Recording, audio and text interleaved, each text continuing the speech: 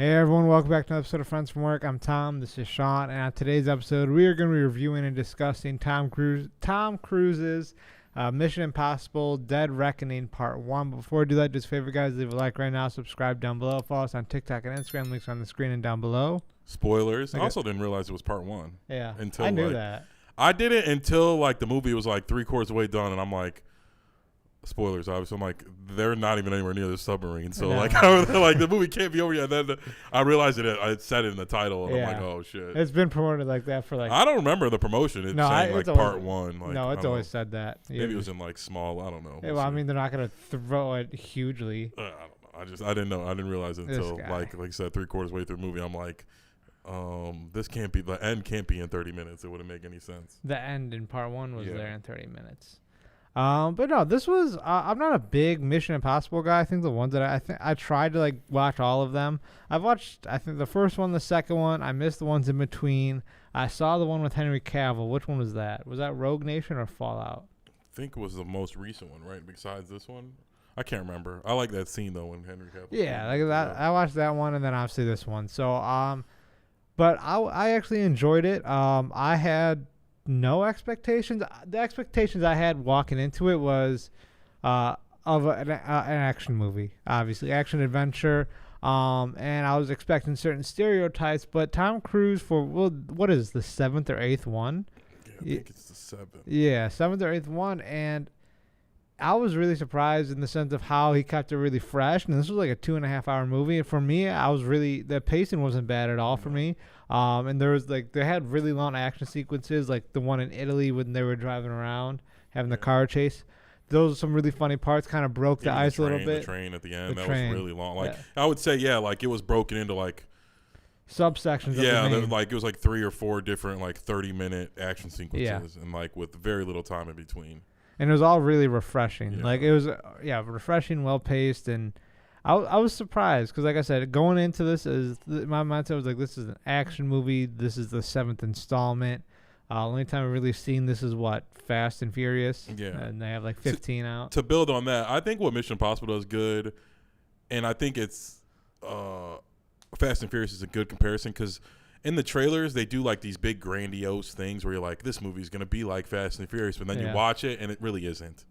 There are those scenes obviously they show, but it's very realistic outside of those. Obviously the one where everyone's seen where he jumps off the cliff and parachutes down. Yeah. Obviously that would never happen. But outside of that, all the other action sequences are pretty realistic. And what I do like about him too, he's always running full speed. Yeah. You never see that in action movies where in real life if stuff was happening, soldiers got to run full speed. You never see guys just really booking it. Yeah, that's more so for camera angles and stuff. That's more for the movie sequence. But I feel like Tom Cruise always has put an emphasis on making sure the action looks as authentic as possible. Yeah, and like I said, in Fast and Furious, it's just over the top action the whole entire time. And Mission Impossible, I think they market the movie like that. The commercials and the trailers are always like that. We're like, oh man, all this crazy stuff's gonna happen. But in reality, the only super crazy thing that happened was the one thing they show you in the trailer, and all the other stuff. There's a bunch of cool things, and it's a good movie. It's just nothing that's where super unrealistic and grand in comparison to that part of the trailer. Yeah, I know. I was really speaking about that action. I'll go off with that. One action sequence that stuck out to me a lot was that tight alleyway with Tom Cruise with I don't know her actual name, but Mikasa from and then that other guy. It's just really cool because Tom Cruise is a small guy, and so he was kind of not getting tossed around, but it wasn't so oh, I'm Tom Cruise, I'm the main character, I got plot armor. Yeah, punch guy, one punch, and they kept getting up. It wasn't oh, 2 punches and you're down. He's oh my God, all right, let's do it again. Yeah, I really like that part, General. What I really liked about that part was when the AI takes over his headset and he's just left, go left, go right, go left. And you're oh, fuck. That was good. Yeah. Again, like you said, I thought the story was very interesting.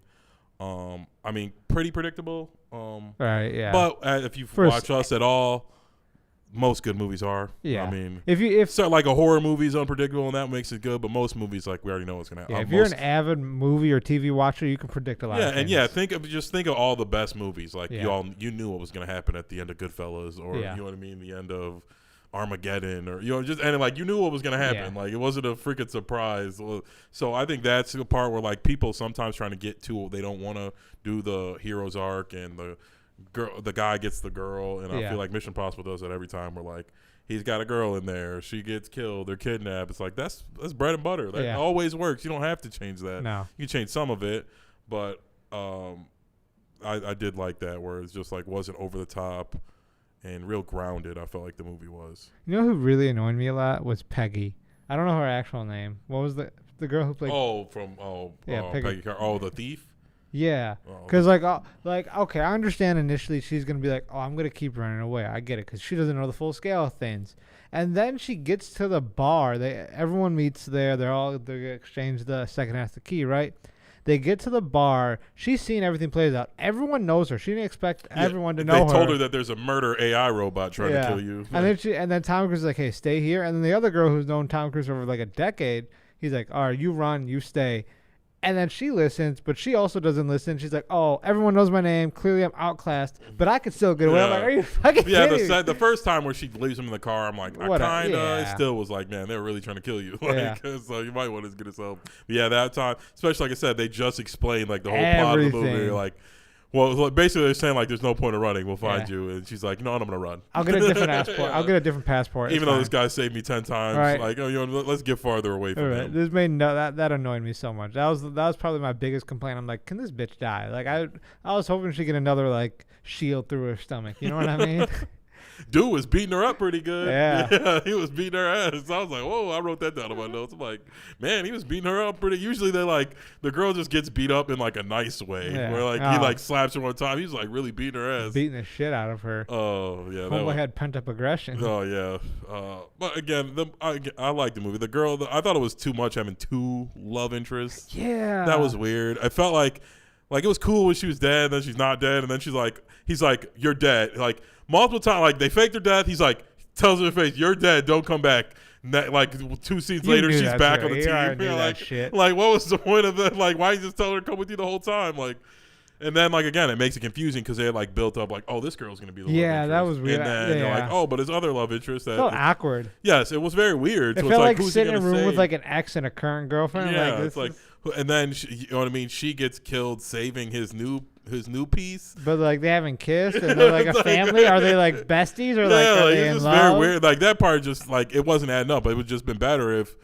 girl was gone the whole movie and then that happened. And then she comes back for part 2, whatever. Yeah, or something. Like whatever. Just like her being a part of the movie after the opening scene was taking her out of the movie, and then like scene, you know what I mean, halfway through scene 2, you're like, all right, I'm back and I'm on the team and I'm gonna be here the whole time. Yeah, that bothered me. I will agree with that. They should have kept her out till part 2 because when they showed faked her death, I knew she wasn't really gonna die because I recognized she was in pretty much all of them. Right? I think most of them. Again, I'm not a super huge fan. I remember 1 and 2 very vividly. I think I've seen all the other ones, but not I can't remember. Not very memorable. So I think it would have been better if like they brought her back in part 2. Just so you can build the new love dynamic, so it makes more sense. But it felt crowded for that love. Like it wasn't a good love triangle either. Like she was like saying snarky remarks, and when they met with that arms dealer, she's like, "Oh, that's John Lark," and like, "Oh, how'd you guys mend your beef?" Because she put a hit out on him and stuff like that. And I was like, "There's too much going on. There's too much." I get it, Tom Cruise, but like even Adam Sandler don't put it that many hot girls. I didn't. That part just seemed like just forced. It just seemed out of place for the whole movie in general to me. Awkward. I'm trying to. I like Simon. It's really cool, kind of seeing Simon Pegg. I mean, he's been doing this movie for this franchise for what, 20 years. 15. It's been about I think maybe 20 now. Yeah. I wanted to ask you this. Do you think Simon Pegg is more well known as the guy from Mission Impossible or Shaun of the Dead? Oh, definitely Shaun of the Dead. Yeah. I honestly forgot he was in the movie. When until I saw him, I'm like, oh, Shaun of the Dead. Yeah. I mean, and all those other, you know what I mean, those type of that universe or whatever. That group. Don't they have like a group of guys they make a bunch of different type of movies with? Like are you talking about Shaun of the Dead? Yeah. It's always that's him and that other dude. Yeah, so it's like I'm assuming he's just more known for that. I mean, same with like Ving Rhames. Like I don't know, he's just to me he's known for he's like a black legend in like black movies. He always plays like the ex-con who's banging your mom. Like shout out him. Yeah. I don't know. I'm trying to think of what else. Because I didn't take many notes. Because I didn't think I really needed that much. I don't know if mindless is the word, but it's just a traditional action movie. I liked Tom Cruise opened up in the movie. He was like, was it him and the director? I don't know if they showed this. Oh, yeah, they did, yeah. When they were like, we're bringing movies back to where you come to the theater and watch them. I thought this was a great example of a movie that was just probably way better if you go see it in the movie theater than go sitting on your couch. And I don't know where like the movie industry is going to go from here. It kind of feels like they're on dead. Strike right now. Because people don't want to go to the theaters because they're like, this movie's going to be out in 2 months. Yeah.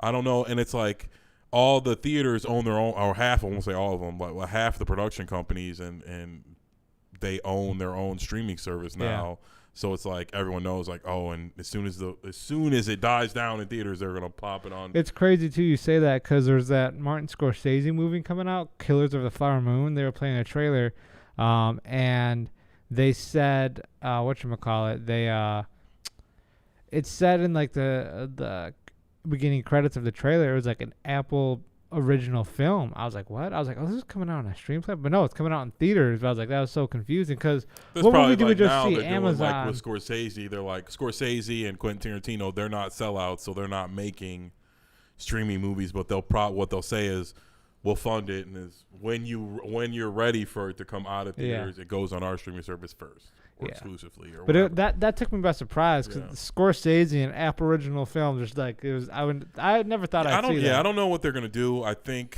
they're gonna have to come to some kind of agreement where like all the streaming companies and the movie. You have to wait more than 2 months. Yeah, I was gonna say they all have to come to agreement like it used to be, like 5 months, 6 months, where like people are like, okay, I have to go see it in the theater.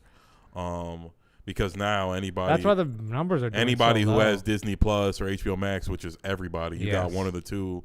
All the major movies are like Warner Brothers or Disney, so they're like, okay, if I don't have to see it, if I want to see it, I'm interested, but you know what I mean. That if I don't do a podcast or I'm not a Marvel fan, I could just wait a month and a half and I get to see it for free in my house. Yeah, you know what I mean, and not have to make a day of it, or you know what I mean. That most people, that's just way more convenient. It is. I've been guilty. And of nobody's that. really gonna spoil Mission Impossible for you. Like. The only thing they can get people to get up out of their seats to go see is Spider-Man, like something with like a cliffhanger or something where like something with a good hard fan base, and and with like that's integral to the Marvel storyline where like people are going to spoil it for you if you don't go see it. And I think we've seen this a lot. Even Bob Iger, the CEO of Disney, came out and said people are losing interest because there's just been an oversaturation. Like a good example is like I've been enjoying Secret Invasion. I haven't seen the last 2 episodes still. Like I'm like, oh, I'll get around to it eventually.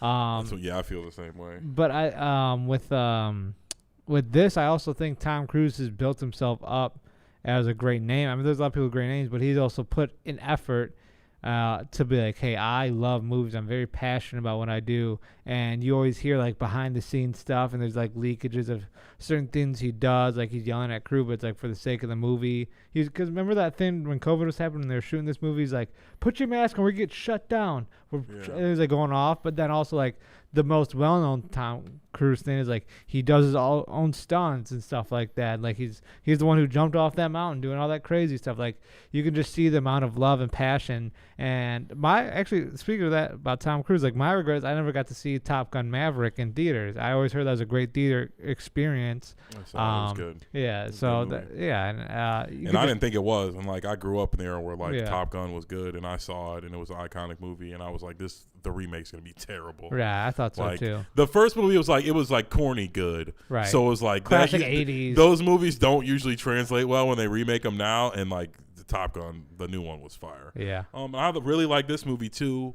But like Tom was saying, it's just like people don't want to go to the movies anymore. I don't know if it's also on top of like, I know we don't talk about politics, but like money's tight, inflation, gas is up. It's like movies aren't helping with that either because they have to increase it because exactly. Movies aren't helping because all their prices are up too. So it's like and you're like, oh, why would I go see this movie when it's going to be on HBO Max in 2 months? Yeah, and I already paid $12 a month. Exactly. For it. It's like I already paid for it in advance. And I can go to Walmart, get myself popcorn, and not spend order $30. anything. It will save you the money. You can get whatever you want now. You don't have to pay the $25 to go to the movies. Yeah, it's ridiculous. And I think we're gonna see a big shift here. I think we already are seeing it in this year specifically. Is like I think we're getting back to like really good, enjoyable, like you said, theater movies. Like there's some movies that are coming out. Killers of the Flower Moon. I should have written it down, but there's a lot of Oppenheimer. Yeah, I don't honestly. I think Oppenheimer's gonna do shitty. Like, you think so? Because I was just looking. Mission Impossible did like 56 million. I read something way different. I saw the global was 235 or something. Oh, okay, that's what I saw then. Okay, is that what we normally do? Is like global? Yeah. Like I think the domestic, like here, we did 56, which isn't good for it. I mean, even 235. I mean, I don't know. But it came out on Wednesday too. That was a weird part. Yeah, but that's they. I know they have it longer. That's more. That wouldn't help them win it. So it didn't do very good. It's considered like a flop. Like. Yeah, but I was looking at it. I'm glad we brought this up because I saw this on Twitter. Shout out Discussing Films. Because I was reading someone replied, but this whole weekend box office thing, conversations that have happened on social media and stuff like that have also deterred people making movies because it's become such a big preface. And how it used to be is like it took a gradual build, but since everything's so instant now, people have been really pointing out like the flops have been happening. Then people are like, oh, we'll see, or casual people will see, be like, oh, well. We'll just say Oppenheimer. Oppenheimer flopped opening weekend, so I don't think we should go see it. Because if it didn't do well in the box office in the first weekend, then it's probably not a good movie. All in all, I think that's what's happening too. Yeah, I mean, I think it's a perfect storm of a lot of stuff. COVID put everybody in the house. Everybody became addicted to Netflix and Hulu and all that stuff. And it's like now everybody just wants to watch everything in their house. And like you said, it's stat whores now where they're like, oh, you didn't do good opening weekend, movie must be trash. Like, don't take into account other things.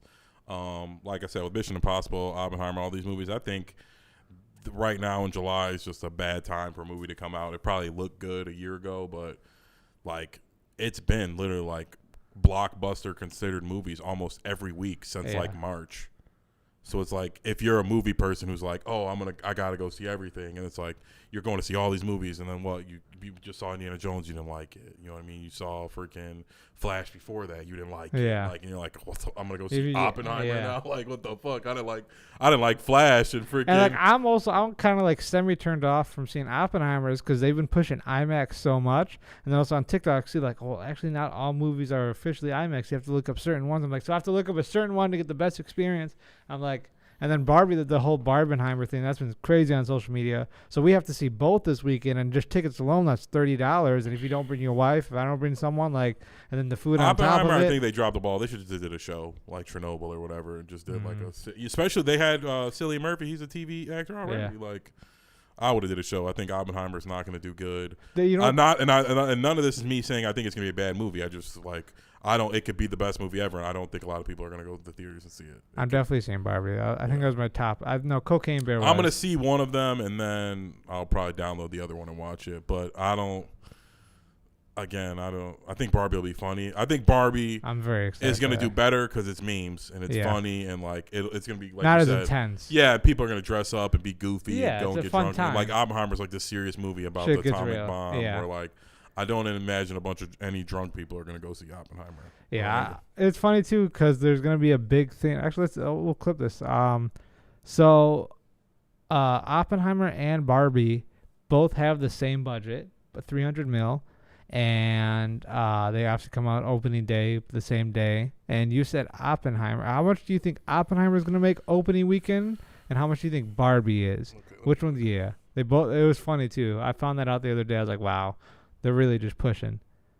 Yeah, I'm gonna look up Flash's opening weekend. And Flash's opening weekend is 55 million in domestic, 130. So we're doing a worldwide. We want to know what the worldwide numbers or domestic. We'll do worldwide. Worldwide, I'll say Barbie is gonna do.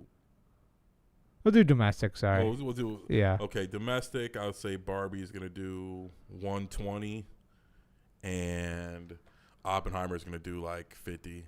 55, whatever. I agree with the 120. Somewhere around Flash, whatever Flash. I think Oppenheimer's going to be a great movie. I'm looking forward to it. I really like Cillian Murphy. I'm just saying, like, I know people, like, what average, like, I don't know any dude my age who's, like, really been like, oh, man, Oppenheimer's coming out. Like, I mean, Mission Impossible, like, people have been talking about Indiana Jones and Mission Impossible. Nobody besides me and Tom, none of my friends have said, oh, I can't wait for Oppenheimer to come out. I wasn't that excited when it came out until recently. Just to look, it looks good. I'm saying it's going to do bad, but not because I think the movie's bad. I don't think Mission Impossible's bad. It just did bad. I just think bad timing. People are, Mission Impossible 12 or whatever. Like, I don't know. Fast and Furious still does good. I don't know. I think I agree that Oppenheimer is going to do lower, but I don't think it's going to be 50. I think it's going to be 80 to 100. Better than Flash? Yes, 100%. Because the biggest reason is Flash had Batman in it. Oh, Batman, but also I'm looking at social media because I think we have two different perspectives. So like TikTok's a big thing with it, and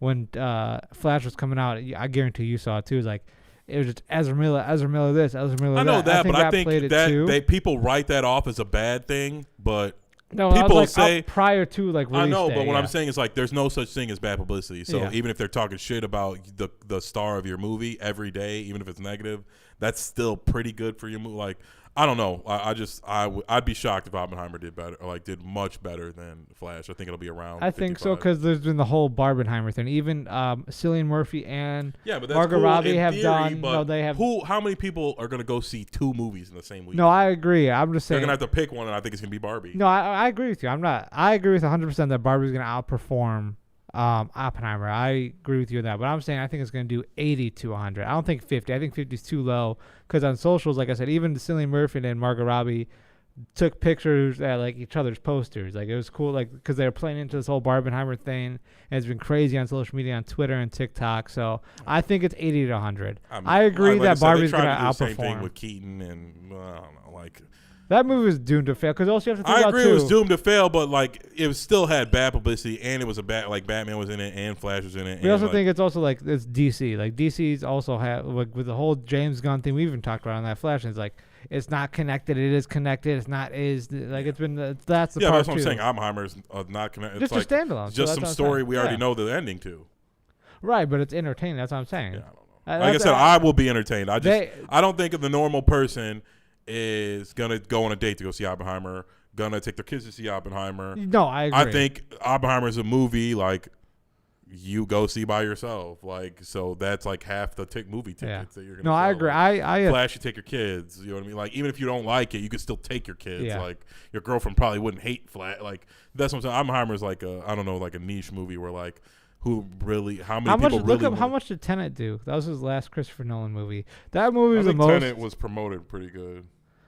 Oppenheimer's been promoted very well.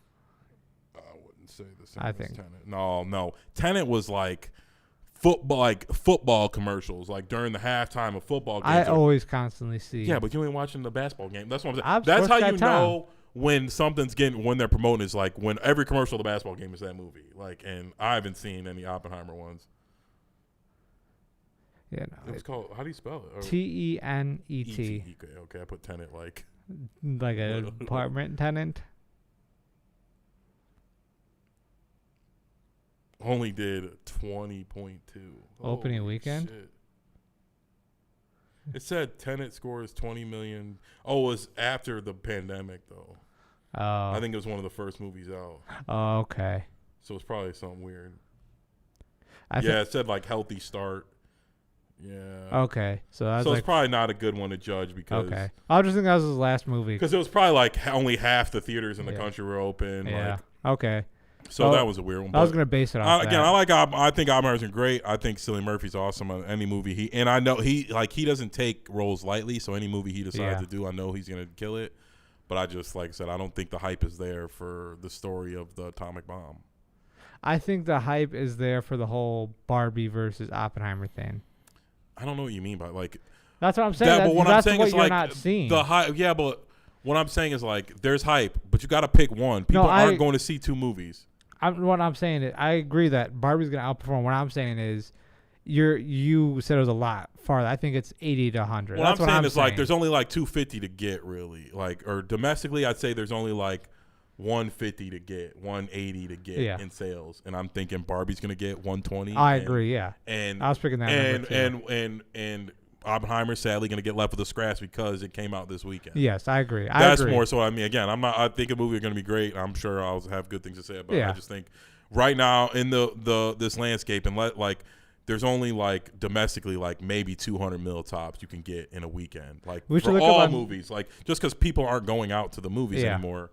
It's funny because I go out so much for the movies for this podcast. I'm like, even sometimes like, shit, I don't even want to do this. That's podcast. what I'm saying. That what I mean. It's like we are, and it's like I hate. Like I'm tired of going to fucking movies. So it's like I know people who like they're like, yeah, I'm gonna go. I just saw Barbie. I'm gonna go see Oppenheimer tomorrow. God. Like just so that I'm like they might go see it again Impossible. in a couple weeks or something. But like nobody's going. No normal person's going to see 2 movies in the same weekend. It's been funny though. The memes have been amazing. I think and I think Barbie's gonna win because there's gonna be crazy. 1,000%. There's gonna be so many memes. 1,000%. That's why I'm seeing Barbie first. I'm not even gonna front. Yeah, and it's like a red pill, blue pill, masculinity, femininity war. There's gonna be so many. Like, I'm so excited to see it. There's a sexist and feminist things in that. There was a TikTok that I saw that 2 guys because it's like a thing that guys won't say they're going to see Barbie. And there was 2 like friends I ran into. He's like, "Hey man, what are you seeing? You seeing? What are you doing, man? I thought you were at work." And he's like, "I did. I called off early." He's like, "What are you doing? You seen Barbie at the 6:15 show?" He's like, "No, that's oddly specific. I'm just seeing Oppenheimer, man." He's like, "What? You got a pink shirt on?" I was like, "I'm colorblind. I didn't see a pink shirt." Like, it's like it kept. And it was good. Let's say I agree. I do agree 100% that both movies are going to be great. Barbie is going to outperform Oppenheimer, obviously. That's such an easy pick. I just think it won't be. You said 50. I think it wouldn't be that low. I think said 80. 55 because that's what Flash did, but I think it'd be like maybe 60. So like not to. It's not going to do. I just don't think it's going to do better than Flash. I know Flash had a bad thing, and like I just think Flash still like. They also pulled it out of the movies too, which is crazy. They pulled that movie out of the movies early as hell too, which is crazy. Why? What's the point of that? I don't know. Who cares? So they can put it on. I don't know. Are they even going to put it on HBO Max? I would assume so. I would hope so. I would watch it again. I'll watch it. I thought it was good, so I don't know what I don't really. People like really want to hate. It wasn't the best movie ever, but there are we've seen fucking way worse Thor movies. Was way worse than Flash. I don't care what anyone says. I will never watch Love and Thunder again ever in my life. Yeah, that's like Thor was way worse than Flash. If someone had a gun to Sean's head, like watch Love and Thunder, I'm like I'll bring you the best flowers ever to your funeral. You're dying. Call his family. Yeah, there was nothing I could do. I couldn't watch it. It's like if I had a gun to my head, someone said, "Save time or watch John Henry." I'm dying that day. It's how it is. Oh my God. Will I ever see the end of that movie? I don't think you will. Oh my God. You should even get a kick deal and then we'll live stream it. Yeah. John Henry, the worst movie ever made, John Henry. But yeah, that is it for this episode, guys. I hope you guys enjoyed. This is a pretty good episode. We had it flowing well. But I hope you guys enjoyed. Before you head out, do us a favor, leave a like right now, subscribe down below, follow us on TikTok and Instagram. Links are on the screen and down below. Comment what you guys thought of Mission Impossible. We had some pretty good conversations. Mission Impossible, then also who's going to win, Barbie or Oppenheimer. Actually, what are you going to see first? Let us know in the comments. If you're seeing Oppenheimer with Sean, you're seeing Barbie with Tom. I'm just seeing it for Ryan Gosling. I'm not even going to pause to that. But yeah, that is it, guys. Hope you guys enjoyed, and we'll see you guys next time.